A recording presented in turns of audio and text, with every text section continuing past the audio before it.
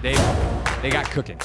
And so that is it. Not only are they better than people expected, they are also very fun. The Washington Mystics are 2-0. They're 2-0 with a very nice win opening night over Atlanta, and then a heck of a comeback win. They were in a big hole early against the Connecticut Sun yesterday, and they had 4 points like 8 minutes into the game, and were able to put things together towards the back end of that first quarter, close down the lead, played well enough defensively to stay close, and then lo and behold, by the third quarter, like they're in a dogfight, and they closed out the game. And by they, I mean Brittany Sykes and Sonia Citron. But before that, Anthony, did you see my post about when this team got their second win last year? So if I pop quiz you on this, even though technically the answer is on the screen right now for anyone watching on YouTube, do you have the stream up, or do you just have me up without the graphic? I do not have the stream up right now. Okay, good. So I can ask you the pop quiz question. When did the Mystics get their second win in 2024? What date? If I tell you the season started... The specific day? Give me a rough guess. Like, they got it this year on May 18th. When did they get it last year? I would say probably like late June or early July. Like, we were terrible to start. What were we, like 0-10? Yeah, you 11? Remembered. They were 0-12 to start last season. 0-12. Yeah, we were bad. Their second win last year came on June 14th. Goddamn. June 14th. This year it came on May 18th. The funny thing was they went 0-12 and then they won 4-5, and then they went on another huge skid. But the big reason why they were so bad to start last year was they had no depth. And when they had some of their key players out, which Brittany Sykes got hurt right away, Shakira Austin got hurt pretty much right away, they had no one to come in and clean up. And this year, again, Shakira Austin misses game one, gets in a tiff with Marina Mayberry because, of course, you think they were arguing over how much salt Marina puts on her food? Probably not. It's an inside joke for anyone that followed Unrivaled, and specifically followed the players on Unrivaled of social media. Marina Mayberry and her cooking was a whole thing. Anyway, no, they were fighting over a foul that Shakira committed, and Marina felt the need to stand up for her teammate. And Shakira told her in exactly these words. One of them I'm going to omit because I don't feel like getting fired today. Back the word I'm omitting up. And double T. And then Shakira got her second technical from the bench later and gets ejected. So basically no Shakira Austin for 2 games. Aaliyah Edwards, low back contusion. We'll see if she's back on Wednesday. And at the end of this game against Connecticut, after she had been nails down the stretch against Atlanta, Brittany Sykes fouls out. And who comes to save the day, Anthony, other than the rookies?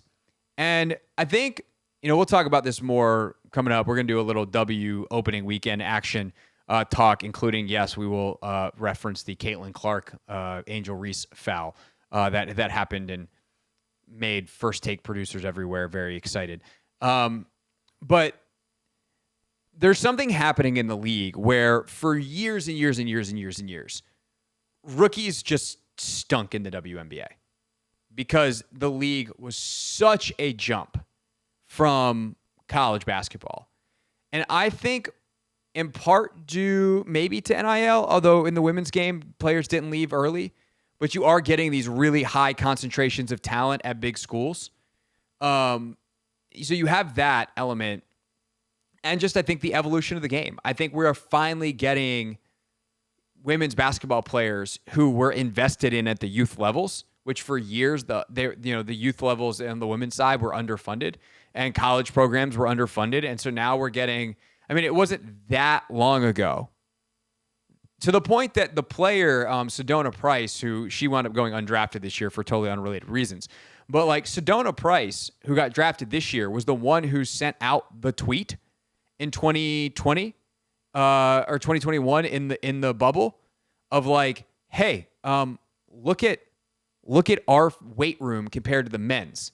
And it was like that little hotel room stack of weights, and the men had like 18 squat racks.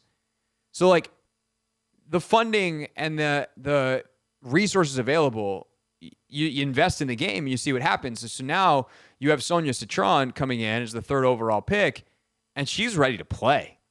Kiki Iriafen coming in. I don't know if Kiki was anticipating starting or if they were anticipating her starting as the 4th overall pick behind Edwards and Austin.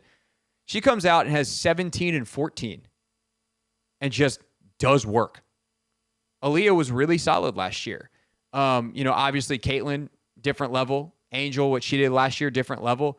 I'm sure that while Paige had a struggle opening night, like Paige Beckers is going to come out and play really well. And you're just seeing more rookies, more young players ready to play. And luckily for the Mystics, that includes the 2 they've got this year. It'd be great if Georgia was out there too, because I definitely think you see some times where they could use a little bit of help at point guard. But what Sony's doing, man, and Kiki on Sunday, they got a squad, bro. Not that they're going to compete, not that they're going to be amazing, but I also, like, they have their pick and Chicago's pick in next year's draft. I wouldn't want to have to make a bet on which pick is higher, because I truly think that Washington can compete night in, night out with most teams in this league. They're facing New York's going to be really hard. Facing Indiana is going to be really hard, and they have a 4-game stretch coming up where they play those 2 teams back-to-back twice. So it's like Indiana, New York, which feels cruel. But outside of those 2 teams, like, I could see them competing with anybody on most nights, and even those teams, they'll find a way because of how they play and some of the young pieces that they've got. Yeah, I didn't expect the rookies to hit the ground running this fast and this hard. But at the same token, like, this is the youngest team in the WNBA, and they're going to have ample opportunity to go out there and play. And I'm glad, Sydney's allowing them to, play through everything, to be honest. And to be honest, their transition, their adjustment to the WNBA hasn't been that bad. I know Sonia did get hit by BG in the preseason, and, that was her welcome to the W moment. By the way, A+ Instagram caption from the Mystics. They put up some of Sony's highlights, and they go, "Dear WNBA," or the WNBA had their welcome to Sonia Citron moment. Is it after she hit the shot? No, just like all like a collection of her highlights. But she had a couple of highlights, including she basically the game clinching shot. And she's hit clutch free throws. I mean, she's out there guarding some of the best players in the league. I mean, against Atlanta, like, she's given Alicia Gray all she can handle. And she's obviously got reinforcements, like Slim's a Defensive Player of the Year candidate always. But, like, they're putting Sony out there on some of the best guards and saying, hey, kid, hold up. And she's like, okay, I just go play basketball now. And it just looks like it does at Notre Dame for her, which is crazy. Yeah, she was on Mabry at the end of yesterday's game due to Slim fouling out and also being in foul trouble. Yeah. But she just did what she was supposed to do, stay in front of the defender. So big shout out to them. I do hope Slim continues to play at this level and that she stays healthy. Amazing ball. Because she is an all-star in this league, dog. She is an all-star, and she's gone out there and she's shown it. So let's go Mystics 2-0, baby. Yeah, I mean, the shot creation from Brittany, both for herself and for others, her ability to find. She's such a, I don't know how to say it other than she's a funny player. Like, I sometimes laugh watching her because she just is so unique with how she moves around the court. Her movements can be herky-jerky, but also so incredibly smooth. Sometimes it feels like at the same time. And yeah, Steph's hitting shots. Like, they got people. That's it. The last thing too about the Mystics is the pace they play at. Like, one of the ways you can mitigate some of this is a really grimy, grinded out, tough league where teams are running all kinds of different stuff, and you gotta talk and communicate, and that stuff gets really hard for young players. Just get out there and run.